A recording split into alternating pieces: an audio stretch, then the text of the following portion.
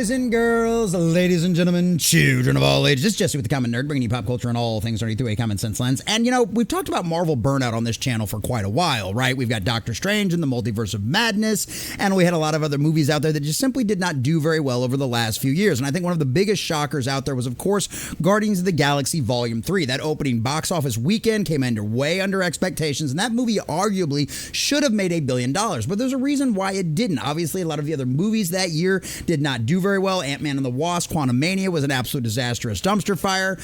Doctor Strange and the Multiverse of Madness was a complete absolute mess, where apparently the studio got way too involved in the back scenes, and things were just getting changed constantly, and it just turned into disasters at the box office. And a lot of Marvel fans got very burnt out on a lot of that kind of stuff. And then, of course, we had the launch of Disney Plus and everything else that had been going on, and those shows, the ratings have just continually to go down over and over again, and the fans just get disappointed after time after time. And why wouldn't they? With things like She-Hulk, the abysmal CGI, the ridiculous writing, whether it's stuff like Secret Invasion, and all of the insane stuff that went on with the Skrulls, and all of the identity politics-driven PC garbage that was inserted into those movies. Well, boys and girls, I'd been saying this was going to cause a problem for Daredevil Born Again for quite a while. I said this show had to be absolutely great in order to bring fans back in. And as a guy who reviewed this show each week, well, ladies and gentlemen, it's turned into an absolute disastrous dumpster fire. The ratings have failed miserably, and it's because fans have checked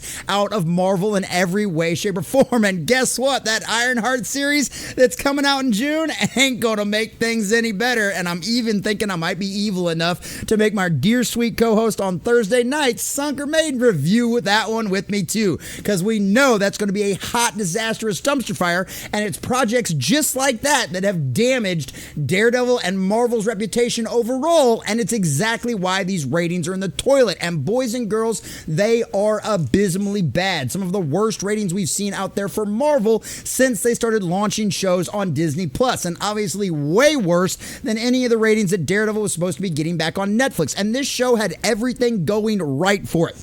They fired all of the activist PC people involved that were just going to make this, they were going to make this like She-Hulk instead of making it like Daredevil on Netflix out there. And then, of course, it was just too little too late to change as much stuff as what they needed to. And they kept so much cringe dialogue and so much identity politics garbage in there that, of course, it took you out of the show. And as overall, I actually enjoyed the show for the most part. But there were so many cringeworthy moments. There were so many ridiculous scenes. And then, of course, the ending, which did nothing for anybody out there. Well, guess what? This show was not going to bring back in fans, because although it might have been good, maybe okay, but it was not the great show that was going to be needed to bring fans back in. Word of mouth would have had to get around and been really, really good. And guess what? Word of mouth was pretty much garbage right from the beginning, and we have the numbers to prove how bad it has caused a disastrous dumpster fire for Disney Marvel once again. So we're going to check out this article from CosmicBook.News, getting all of the juicy details of exactly how bad these numbers are and how they compare to other things that Disney Marvel has done as of late. But before we do, if you do enjoy our content, hit that like button, share with all your friends, and subscribe or follow if you have not already, boys and girls, because we are grinding. We are growing, and we just crossed 1,800. We are sailing our way towards 1,900, and I could not do that without every single one of you. Also, leave us a comment section down below. Let me know what you think about all of this. Does it surprise you at all that the ratings are this bad? Did you watch the Daredevil Born Again series? Did you give it a chance like I did? Did you enjoy it? Did you think it was absolutely horrible? Because I know a lot of the reviews have been really bad as well. But let us know what you think about all that in the comment section down below. And if you'd like to support the channel and get your name at the credits at the end of every single one of these videos, as well as at the end of all of our live streams, please check out the link in the description and think about becoming a member. All right, from Matt McGloin over at CosmicBook.News. The viewership ratings for Daredevil Born Again on Disney Plus are actually much worse than thought. Embarrassingly low. And also, I just looked at the Samba number TVs. Hasn't really been hitting the Samba number TVs either. I wonder why they haven't been talking about that too much either. As the series once again fails to make the Neilson charts, which is particularly alarming this time that it's 2 episodes. Yeah, 2 episodes combined, and it still couldn't chart over there, which honestly, I knew why they were doing that. It was to pad the numbers, and it looks like it did not work, Disney Marvel. That just shows you how far you have fallen with the fans, and has failed to make the Neilson charts amid a low week in viewership. Disney Plus automatically has Nielsen's tracking turned on in your accounts. It's the industry standard regarding tracking viewership data. Disney has also invested in Samba TV, which tracks household viewership data. Samba TV hasn't reported any numbers for Daredevil Born Again and hasn't reported any Marvel numbers on Disney Plus for quite a while. Same with Star Wars. I'm sure the Disney influence has absolutely nothing to do with that. Right, Samba? Yeah, but that's okay because Neilson doesn't have that same problem. Neilson has released its charts for the weeks of May 24th to the 30th, 2025, when episodes 5, the Miss Marvel tie-in, yeah, that was wonderful, although I honestly didn't mind him all that much as a character, and I actually thought it was really kind of funny that they were like, oh, you don't know her? You haven't heard of her? And Matt's like, no, I have no idea who Miss Marvel is. I'm like, yeah, trust me, you and every other fan out there, Matt, trust me, nobody had any idea who that chick was. And Muse of Daredevil Born Again dropped on Disney Plus. Together, they failed to make the charts. At the bottom of that chart, as number 10, is Hulu's Good American Family. Heard of that one? 344 million minutes. That means the 2 episodes of Daredevil Born Again failed to average more than 172 million minutes watched. It's a complete disaster and further proves that Marvel fans have abandoned Disney Plus. I mean, think about that. A Hulu series beat out a Marvel series, a Marvel product on Disney's own streaming service. Yeah, well, because heck, technically Hulu counts because Disney owns both of them. And guess what? Hulu is available on Disney Plus as well. None of the Daredevil Born Again episodes have made the Neilson charts, including the 2-episode premiere. It could be a first for Marvel if the series doesn't track on Neilson. Neilson also measured all the available episodes with a given week's time frame, so that you also means no Marvel fans are jumping on late to binge watch, at least not yet.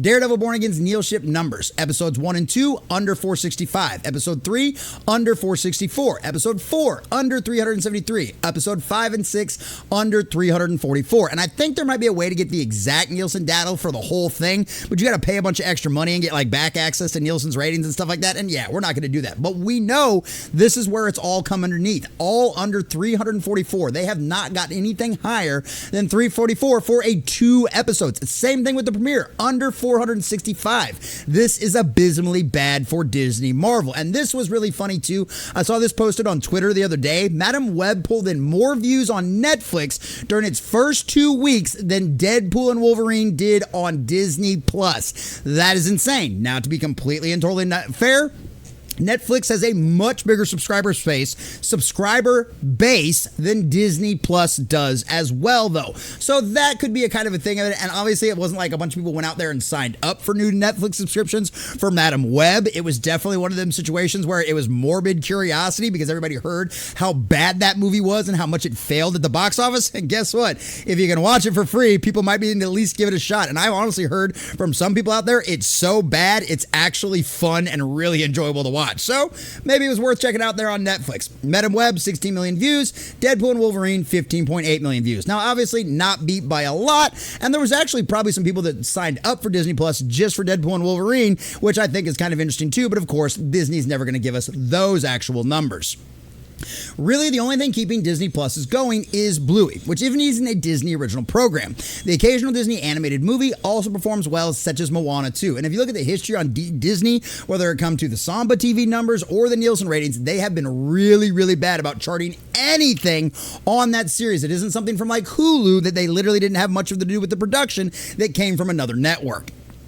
It's mind-blowing to think how Marvel has fallen since Avengers Endgame. Kevin Feige and Marvel promised movie-quality MC shows on Disney Plus, but it's been just the opposite. And a lot of the problem comes down to the fact that they hired movie people to make a television show. It doesn't work. That's why so many of these things have felt like they were filled with a bunch of filler, how they felt like you were just like it was something like they were just dragging things out. And it's because it seems like they tried to take like a 2 or 3 hour movie and drag it out into like 9 episodes because guess what? Movie people don't know how to make episodic television. But of course, Kevin Feige knew best, and his friends in the movie industry were going to do better than all of those mean people over there at Marvel Entertainment that had been giving us good quality television shows for a long time.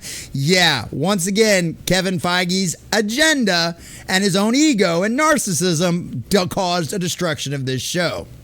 as well as just the Marvel shows in general. Daredevil Born Again is no different. Its ultra-low budget is evident, and coupled with its lack of quality writing and sprinkling of the agenda, not over the top, but there was definitely some situations where it was very obvious what they were saying and what they were referencing. All added to fans tuning out. Next up, Feige, Ironheart, gang members turned activists, and Wonder Man. Now, Wonder Man might potentially actually be good, but Ironheart, really, the race swap, gender swap version of Tony Stark, who steals the tech from Tony Stark and doesn't actually create her own stuff? Yeah, that's gonna go over great. I mean, literally, explain to me again who the ists are when it's you people out there, you activists out there that write stories like this about black characters. How much, could you be any more stereotypical with these kind of characters? I mean, seriously. And that's from the comic stuff from back in the day. It's a similar story for the MCU on the big screen as well. Blunders from Feige, Captain America, Brave New World, and the Marvels. Just two of the most recents. Thunderbolts is now episode to have the second lowest MCU opening at the box office because guess what? It's about a bunch of characters that nobody knows anything about. But it actually does look like it might be a fun movie. So we'll see if it has any legs. And of course, Fantastic Four needs to do well as well. And of course, is also facing massive heat following the release of the full trailer because, yeah, not exactly looking great whatsoever. And this is what it comes down to. Daredevil Born Again is not a horrible show. It doesn't beat you over with the agenda every 5 minutes, but there is some very cringe parts of it, right?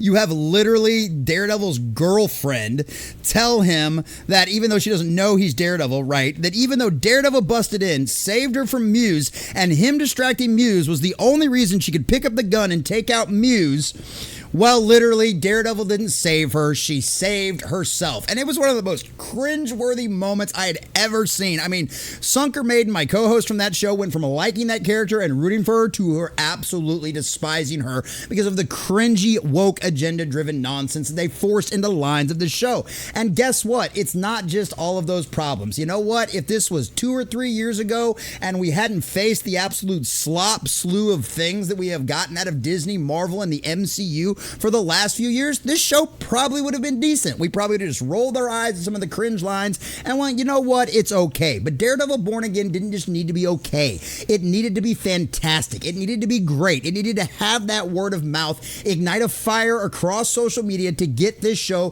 to do any kind of numbers whatsoever. And this show may go down in history as the only Disney Marvel Plus show out there to ever not rate in the Neilson ratings even a single time. And that is with two different 2-episode premieres in a single week for these ratings, trying to bump up the numbers. That is miserable. That is pathetic. And honestly, Daredevil Born Again probably deserve as much hate as what a lot of people gave it out there. But hey, Disney Marvel, you have done this to themselves. You have completely and totally burned out and turned off your fans and made them afraid to even give you a chance on something unless all of their friends tells them it's good. And Daredevil Born Again did not get that, and the Neilson ratings show that. Disney Marvel, you have failed. You have destroyed your audience and any kind of goodwill you've had for it, and you've got a long road before you will ever be able to get them back.